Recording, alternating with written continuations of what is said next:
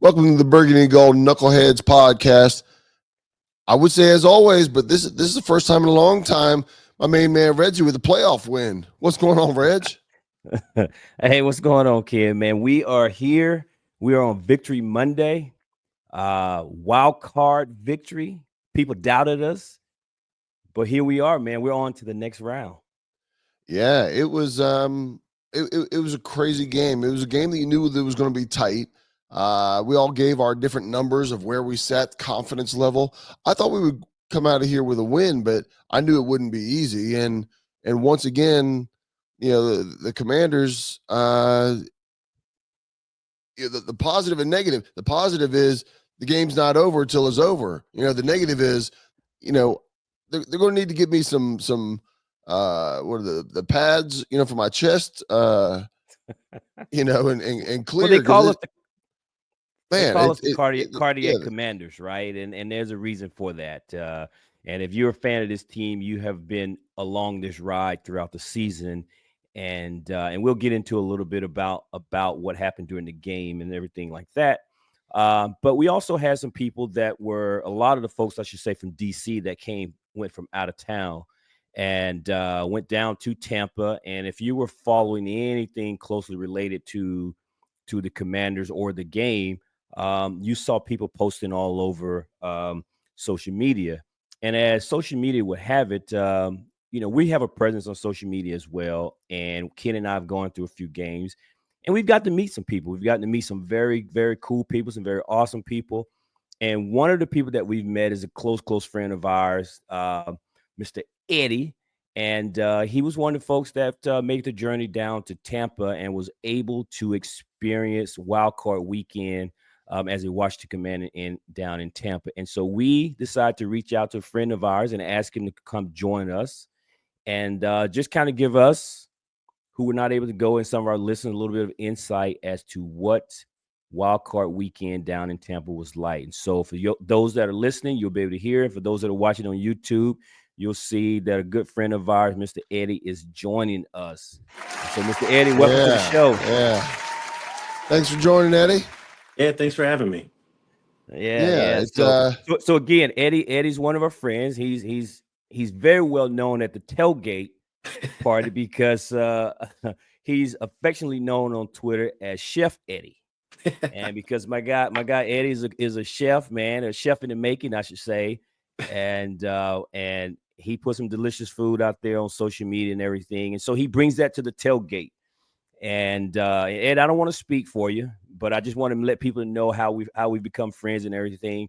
But Eddie tends to try to cook a dish that is representing, is that the right way to say this, Eddie, of our opponent Yeah, when they come to DC?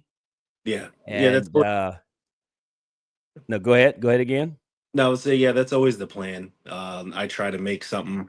Obviously the low hanging fruit, right? Eagles come, you make cheesesteaks, something like that. So yeah, Yeah. he's And taking care of us for sure. yeah. And Eddie's a part of the crew that when you do come from out of town, man, the hospitality in DC is awesome, that these folks just open their doors and just say, hey, come over and just get you a bite to eat, man. We're all family, we're all friend. And Eddie's a part of that crew, and we appreciate him as always. But what we're here for, Eddie, is for you to take us and our listeners down to Tampa and just give us a little bit of what it was like down there, and all the good, all the bad. And we know how this ultimately ended, but the floor is yours, buddy. yeah. Well, I would say I have a somewhat unique journey. So I booked a flight. I was supposed to connect fly from DC to Atlanta. Atlanta had a little bit of weather that came through there, some snow and ice, whatever. So I thought it would get cleared in time. I got a email from the airlines probably about 12:30 Saturday morning saying my flight got pushed back to 10:30. I was supposed to take off at 8. So I was like, all right, whatever.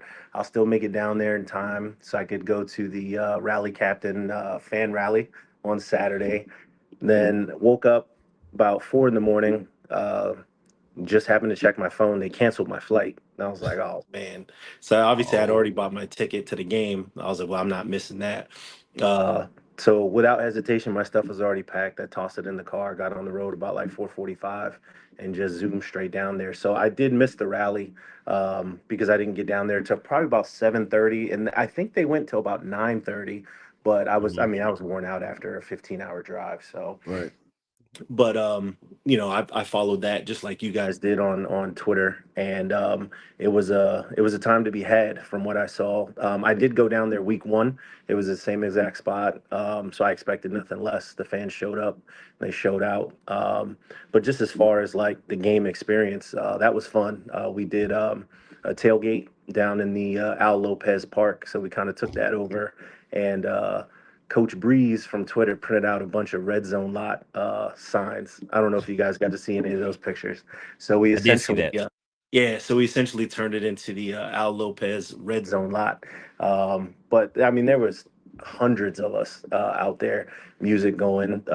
Shout out to Dave who sets up at the command corner tailgate. He brought all of his tailgating stuff with his speakers, and I mean, it just felt like home basically. Um, and I mean, we were loud pregame. Then even walking into the stadium, there was tons of burgundy and gold. And so I said, yeah, this is going to be lit. And even more so than week one, there was a bunch of us that made it down there. Just for context, so at the fan rally week one, there was roughly 900 people at the the fan rally.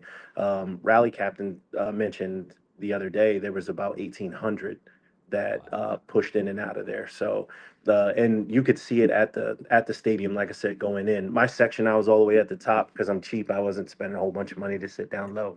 But our whole section was pretty much burgundy and gold, and that was awesome. Some folks came down from Orlando that sat next to me. There was a guy behind me that came from I think Miami, and then but they were all from this area originally. So you know, there's transplants. So it was cool. We were just kind of catching up, but we were loud the whole game. People were texting me. It was like, man, I can hear you guys on TV chanting Terry, Terry. So that was cool. Yeah. But yeah, it was fun. The one thing I would say is the Tampa fans are just different. They're very nice. We'll get that out the way. I didn't have any issues with any of them. But just like when they cheer and when they don't, and they're loud when their team is on offense and all that stuff. And I was like, man, like it was a bit backwards for me. But the whole experience was I mean it was awesome. Especially leaving. I did put on Twitter when I was leaving, getting out of there was two Bucks fans in front of me, and they were just talking to themselves. I was ear hustling and they were like, "Man, that number five, man, that dude is the truth." And then they were, as I was walking kind of past them, they were like, "Yo," they were like, "Are you from here?" I said, "No." I was like, "I'm from back in D.C." I mean, you guys travel, and which was cool to hear, you know, because for so Yeah. many years we haven't really had a reason to travel. Although most of our like we had more presence at away games than we did at home games, so not a total surprise, but at the same time, it was kind of cool to see other people recognize that. You Wow. you always go to the rally area there in the red lot in DC. Granted, there was more than that, but was there a lot of presence from the red lot people that you see? It was you know. Yeah, yeah. I would say the core group I would say is probably 90% of the core group that is there in the red zone lot that we all hang out with. You know, Yeah. week in, week out, they were all there. So it Wow. literally just felt like home, basically. Obviously, like Hog Farmer Chris was down there, Hog Farmer KJ was there, Deuce was there. You know, so it was yeah, it was LJ, you know, came in from Wisconsin. She had her normal Mad Hatter stuff on.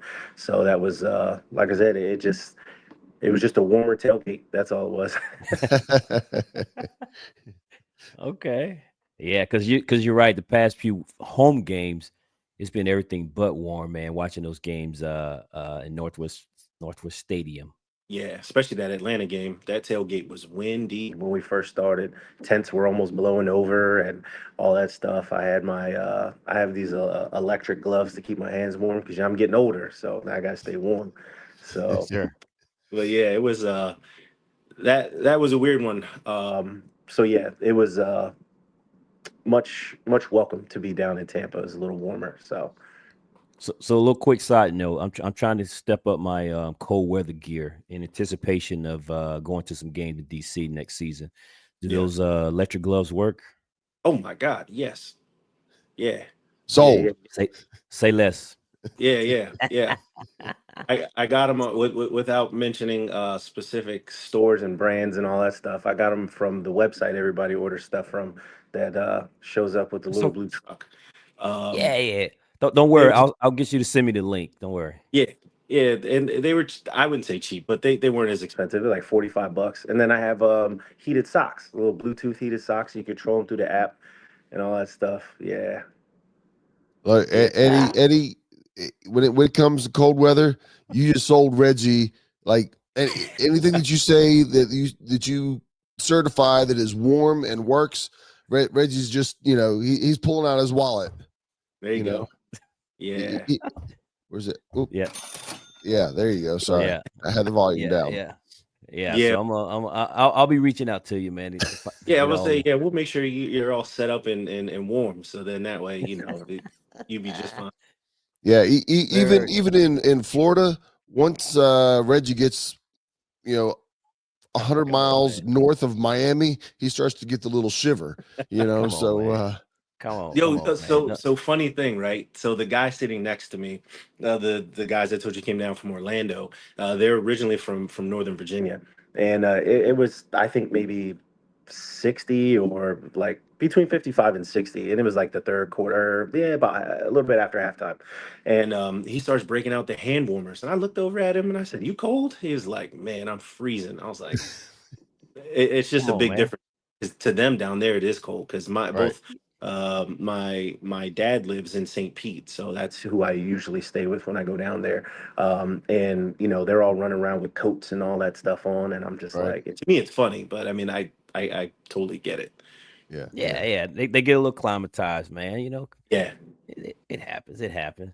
yeah, So yeah. So back to the game experience. So like you said, I was following and was posting some stuff and was just checking out everything on social media. So I got to see a lot of the stuff that you were saying there, and a lot of the chants people chanting going into the stadium. mhm. Someone took a video, I think, of all some of the lines going into the stadium, and you could see all the Burgundy Gold Oh yeah, and things of that nature, man. And so it was good to see, man. And clearly, this is a representation of the fan base coming back, right? And winning helps with all of that, oh right? yeah, And so to be winning and have a chance, we had talked about last week on the podcast that I had felt that the Tampa team, the rematch with Tampa, was the best game that I thought we would get a chance to play, as opposed to the Rams, or even playing Philly for that matter. But yeah. it was a good game, man. So how was the experience in the stadium? Obviously, the game was tight coming down the end. We get the ball back. It's 4 minutes to go in the game. You nervous at all? What was the vibe in the stadium at this point? Yeah, so I think it was what 4 minutes and like 43 seconds left when we had gotten the ball back, and I was just sitting there, um, really kind of unfazed.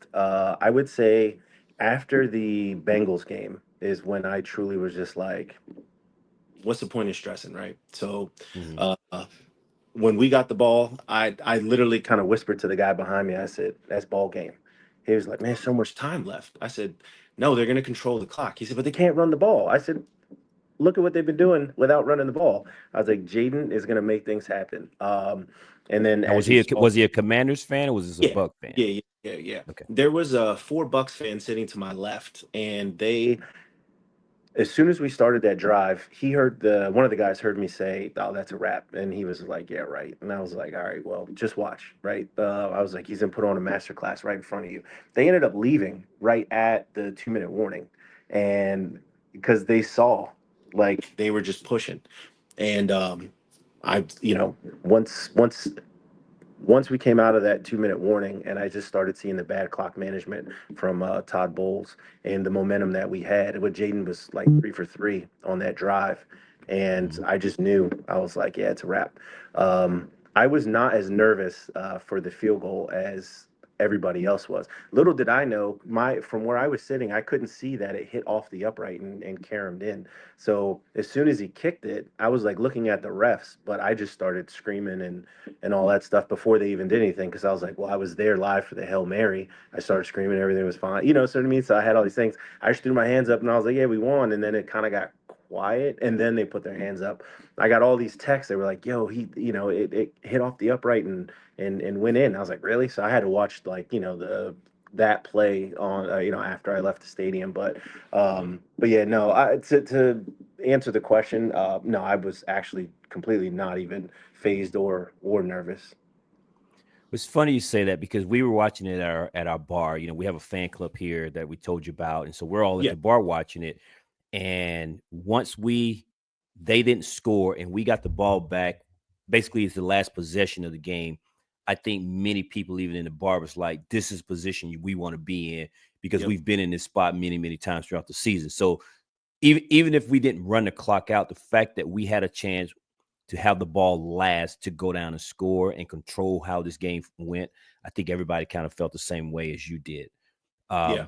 But I'll ask you this, Ken. I don't know. You have another question for him? Because I got one more Go ahead. question for him before we let him out. I'll get you out of here on this, Eddie.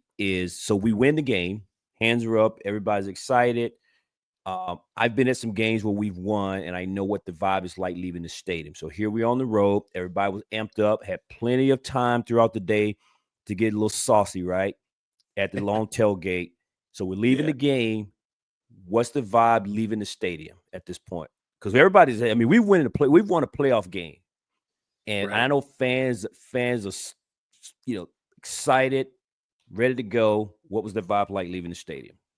To me, if I could compare it to anything, to me, it was that Hail Mary game that I was at, where any and everybody in Burgundy Gold, whether you knew each other or not, was high fiving. We were hugging, and then as we're kind of exiting the stadium, I was trying to get out of there because it was like a madhouse up in my section. So I was trying to figure out how I could get down closer to the field with the rest of the crew that was down there.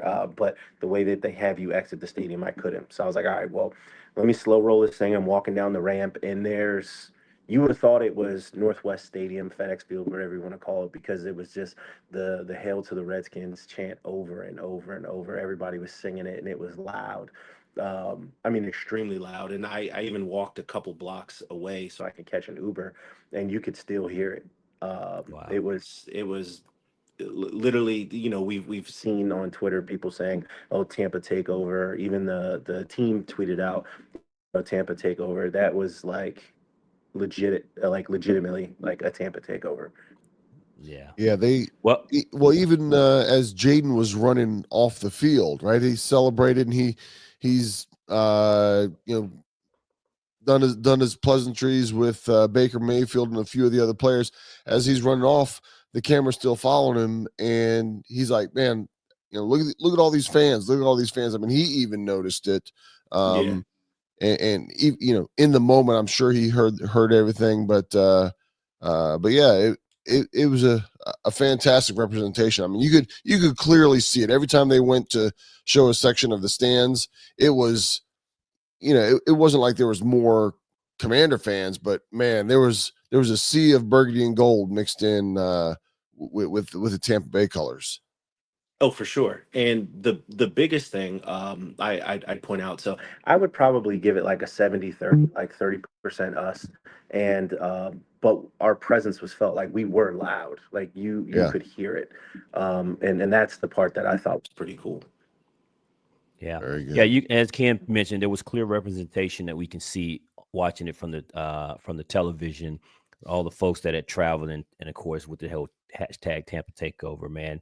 So I can say, I know maybe not all of our listeners, but Ken and I can relate to what that vibe was like leaving the stadium because we were in DC for that Chicago game, hashtag Right. the Maryland Miracle, right? So we were there as well. And Hail so we Noah. got yeah, the hell no. We got to experience that leaving the stadium. And that's why I was curious how it was because being in there at that Chicago game, the Hail Mary, man, was crazy. We lost our voices. I Oh, mean, Yeah. we well, were that's just me every game anyway. Yeah, so I completely understand. Well, that game in particular, I literally did not get my voice back to 100% until the Thursday, right? That was a Sunday night game for Chicago. It was Wednesday, and I had to go into work, and they're like, "What's wrong with your voice? You got a cold?" I was like, "No." I said, "This is still." I said, "It's better." Monday was worse. Tuesday was a little bit better. It's still bad on Wednesday. Yeah. Yeah. But Yeah, I hit Cool. so hard at that at that game in particular, especially with the Hail Mary. I ended up getting sick the next day. Like I had like body chills and everything. I left it all out there. And it was funny, like, like my wife was just laughing at me. She was just like, "Why do you keep doing this?" I'm like, "I can't explain it and you wouldn't understand it, so it don't matter." It right, just is what it is, man. Is what it is. Yep. we put ourselves through it. That's for sure. You Oh know. yeah. Yeah. Well, Eddie, man, I know you just got off the road. And again, man, we can't thank you enough for giving us a few minutes of your time. And for those that listen, Eddie literally just got off the road. He's Yeah. driven 15 hours back uh, uh, from Tampa back home, back to the DC area. And as a favor to us and as a friend, he decided to jump on, just give us a little bit of insight to the experience down in Tampa this weekend. So, Eddie, we're going to let you get out of here, man. We'll be in touch because I need to get all that heated gloves and Oh yeah, sock we'll get you stuff ready. hooked up. So Yeah. I'll hit you up on that. But man, we appreciate you again. We'll get you out of here, brother, and we'll All be in right. touch, man. Yep. I appreciate it. Have a good one. All right, Take take care, care, Eddie. buddy. All right. Later, bud. Man, Ken, Yeah, what you it think? was good to have him on. Yeah, it was good. It's good to have him on. Good to see him too, man.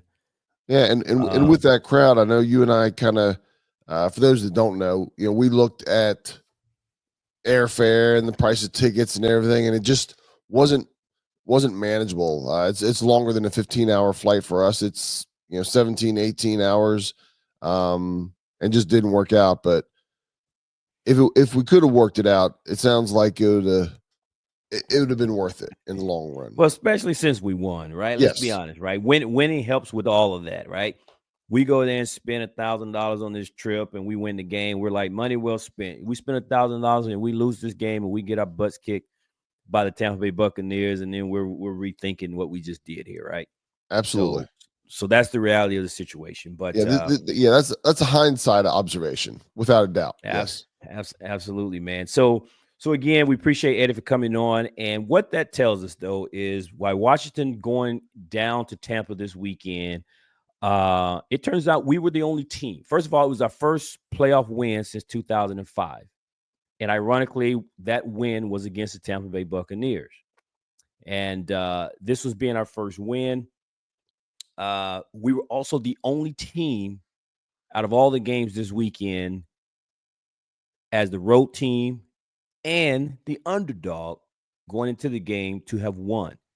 All the home favorites won every game on Saturday and Sunday, and we were the one lone upset. Now, as we recording this on Monday night, the Rams and the Vikings are playing, and so that game will take place at a neutral site in Arizona due to the wildfires in the Los Angeles area. So they're playing their game, but it's good for us. Good for us, man. We won, and so we'll get into a little bit about the game here, Ken. What you got?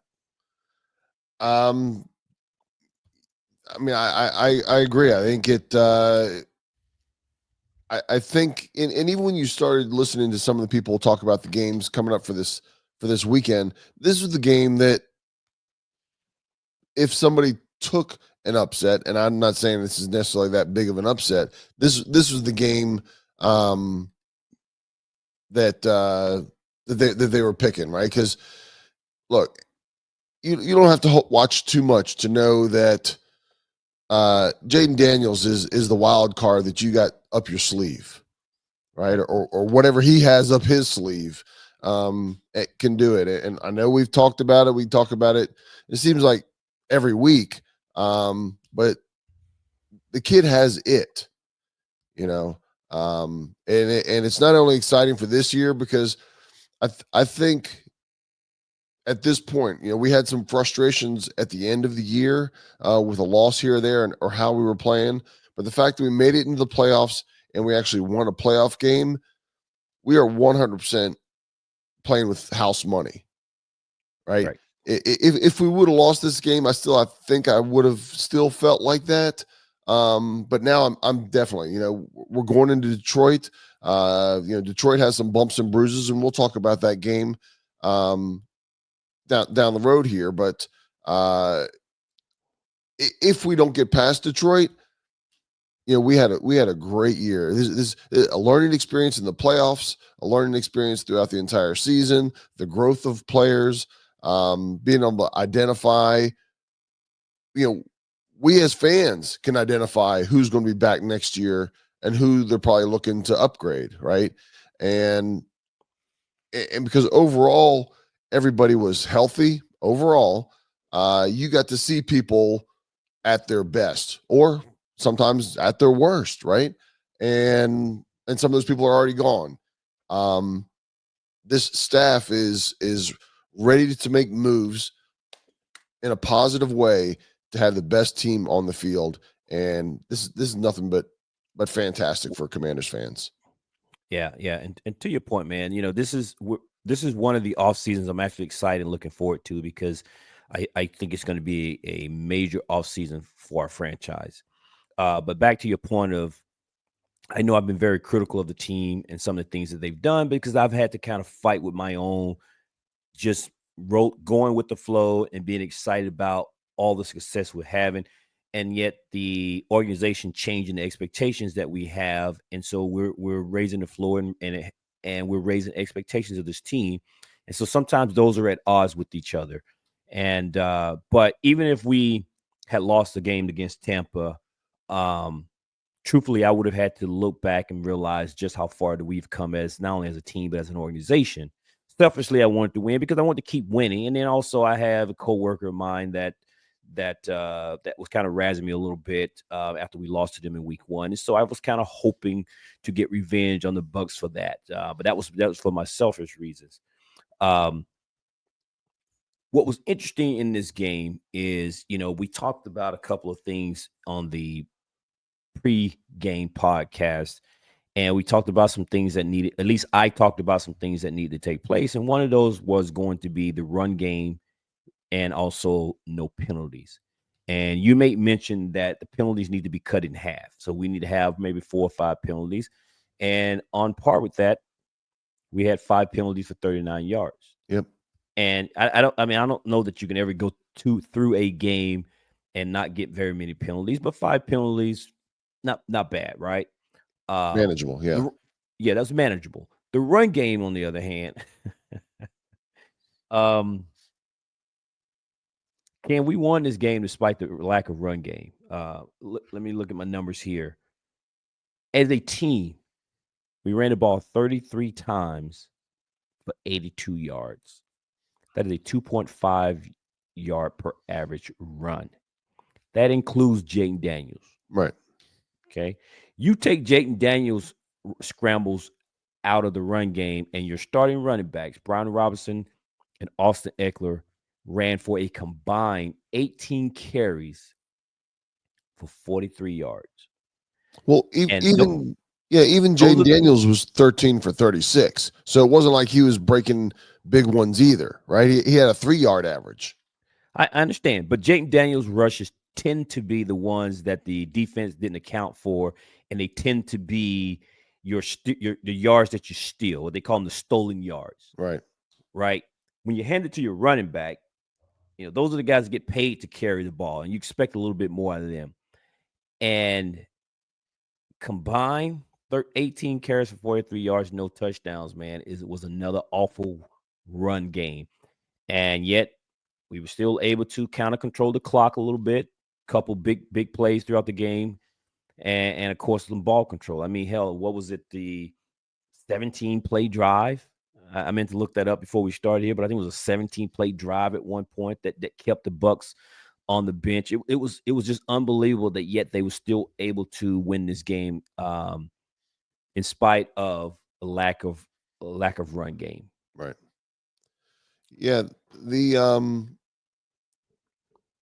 It was kind of funny because at the beginning they seemed to be okay the first quarter, and all of a sudden it died a little bit.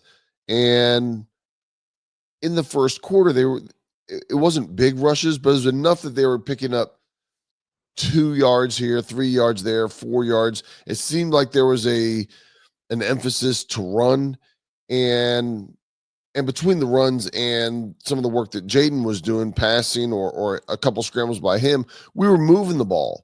And I thought, man, this is going to pay off in the fourth quarter. And it never really did. I think we ran enough to keep them at least looking for the run. If you remember, as we were going into the last drive, I said, I don't want us to run the ball a single time. I want our running backs to be in the game. Maybe a pitch, but stop running between the tackles.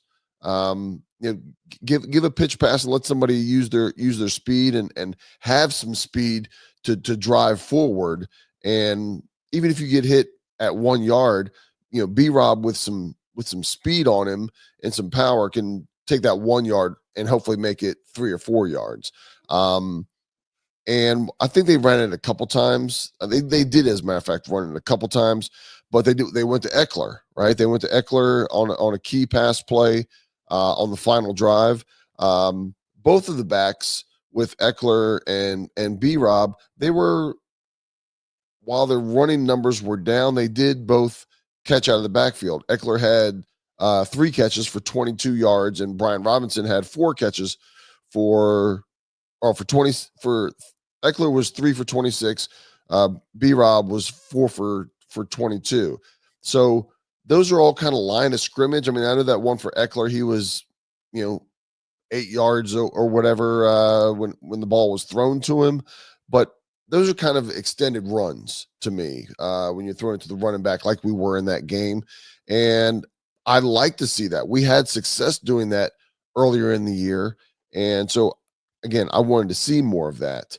For the lack of success that we had running, of truly getting it in the groove, De'Ami Brown made up for that, right? De'Ami Brown had career game. Yeah, he had the game that we were hoping we would see some more throughout the season of what we saw yesterday against Tampa. He was 5 catches for 89 yards, and he was running hard after the catch. He ran over a couple people. He made a couple really nice catches. Positioning his body and making some challenging catches. Terry had 7 for 89. Zach had 4 for 23, and then even OZ or people that known him, they're in his inner circle. We call him Oz. He was 3 for 19. So, between Eckler, Robinson, Brown, McLaurin, OZ, and Ertz, the ball got spread around a good bit. Well, Jayton threw the ball, for 35 attempts? 35 times, yep. Yeah, compared to 18 by Baker. So, he spread the ball around, and a lot of guys got an opportunity to eat a little bit. What I found interesting in this deal was even with our lack of running game, because, again, for the game, we had 33 carries for just 82 yards. Washington was able to control time possession, right? Keep in mind, Tampa had the better run game, right, essentially, with the running back, with the rookie Bucky Irvin. And yet we controlled time possession 35 minutes to 24 minutes. That's an additional 10 minutes, right, of controlling the ball. The other thing that was a key to the victory that I had for this game was third down conversions. And Washington went 8 of 15, and Tampa went 5 of 9. But what made the difference in this game was the aggressive style of Dan Quinn. Now, Dan Quinn has been Dan Quinn / Cliff Kingsbury have done a lot of going forward on fourth down. Jayton Daniels allowed them the ability to be aggressive in that way because they were able to, stay in front of the chains, 3rd and short, 4th and short, and do that.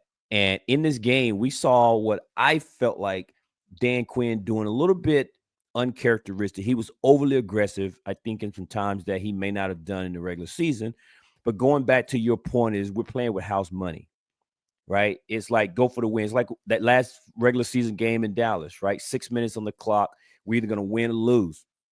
It didn't matter if we lost the game because we was going to be the 6th seed no matter what. So he went for it. If we lose the game, didn't matter, but he went for it. And so I thought that putting the pressure on Tampa and just going for it in the game, we ended up being 3 for 5 on 4th downs. Tampa didn't even attempt a 4th down conversion, but Washington went 3 of 5 conversion on 4th down. And as a result of that, we never saw Tressway. We never punted the ball during this game. The only time Tressway got on the field was to hold ball for extra points. And so again, how they've been able to continue to win these games, they're doing them regardless of how we are very critical of them, starting with yours truly. They're getting it done, man. And so at this point, I'm just rolling with it. Just rolling with it. Yeah, I mean, Jaden is 100% running the orchestra here, but these are team wins, right? It's every time you think something's about to go wrong, somebody tended to step up, and Mike Evans was having a crazy day at one point, but then all of a sudden adjustments were made defensively, and he wasn't. He still caught some balls, but it wasn't the dagger type of balls that he was catching in the first 3 quarters. And again, we're spreading the ball out. There 6 different receivers that all caught 3 or more passes. It's not like 3 people caught all of them and a couple people caught 1 ball. Three catches, 4, 4, 7, and 5. Fairly even, everybody getting out there.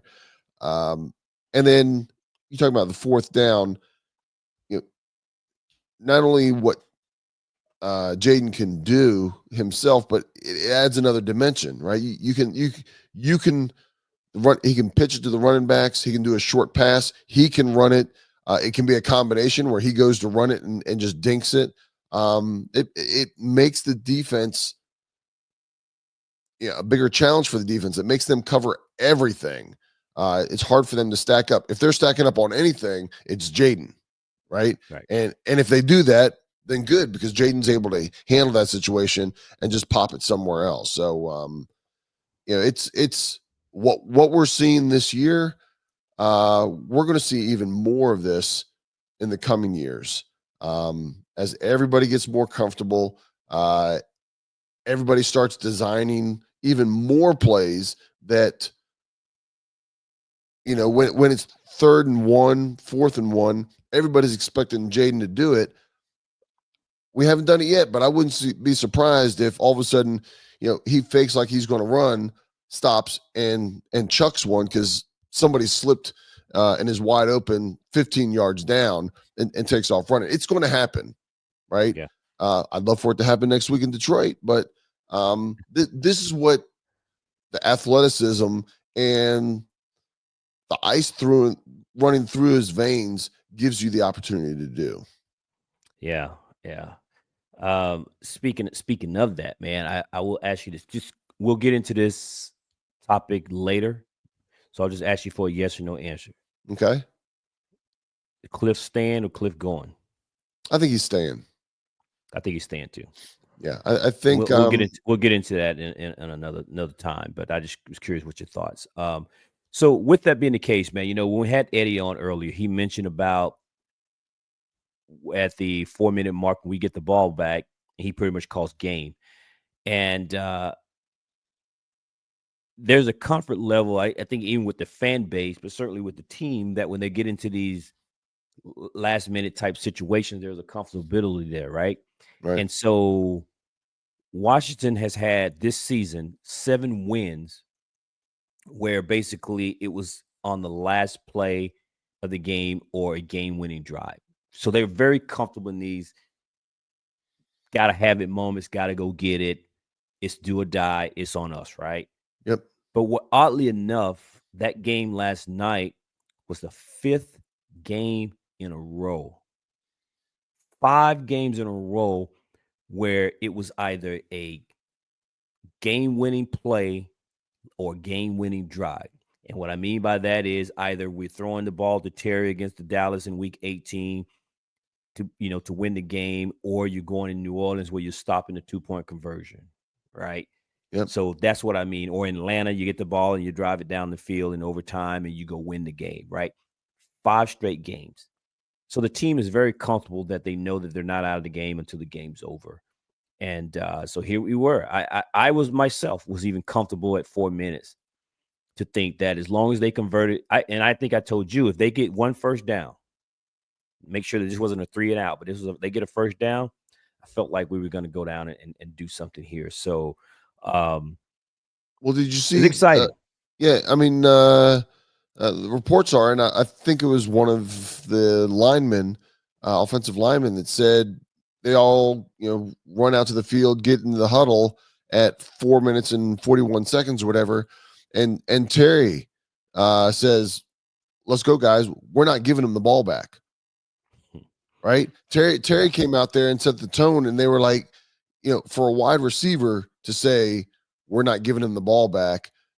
Not that they weren't already going to go out there and bust their ass, but it raises your confidence level. It raises everything, your focus, and everything, that we are going to do this together. And this has definitely been again, yes, Jaden is the shining light, but even Jaden does nothing but give compliments and praise to the people around him.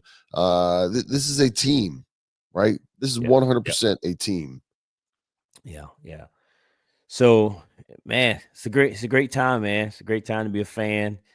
Great time to be alive to be able to see it, man. We're just happy and we're glad to be able to witness this, man. To see the turnaround here of this franchise, man. And so it was great. It was great. It was. A lot of us was tired. We stayed up late on Sunday night to watch this game, but hey, we're on to Detroit now, man. We are, and I will throw one more little tiny thing in. We're here in Dallas, and Dallas going into the playoffs, they're known for being one and done. So trust me, I don't know if you heard it, but I kept on hearing, "Y'all gonna be one and done. Y'all gonna be one and done. You ain't nothing."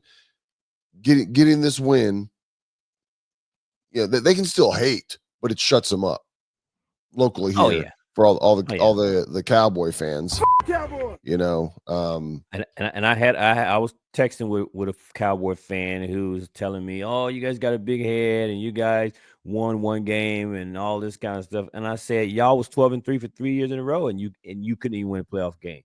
Yeah, we won a playoff game our first year in the playoff since 2000, and certainly we won. Y'all had many chances to be in this playoff, and you can't even win the game. So don't worry about what we're doing. And so that kind of shut him up a little bit. And all right, we'll see. Well, I know we wasn't good this year and blah, blah, blah. And he starts talking about the past. And I said, just like most Cowboy fans, you always want to talk about the past. That was your past success. right. But you're not getting none now. So I let him have it, man. I don't want to get into it, but I let him have it. Good for you. Good for you. Because they didn't have anything. They didn't have any ground to talk, right? They weren't making it. They lost their coach today. Some people might think that's good. Some people might think it's bad. But hey, chaos in Dallas is chaos in any other team other than Washington in the NFC East is a good thing. So I'm all for it. But all right. So we'll wrap this up, man. We will be back with our preview of the Detroit Lions, America's darling, for this season. And we'll be back, man, to discuss that, talk about the what we need to do to get a win, just our thoughts going into the game. And for those that are listening, if you don't know, the game's on Saturday. It's not a Sunday game, so the game will be on Saturday night. But we'll be back, give you our thoughts and opinions, give our confidence number, and we can hopefully go to Detroit, man, and get one more. So until next time, y'all, peace out. Peace out, knuckleheads.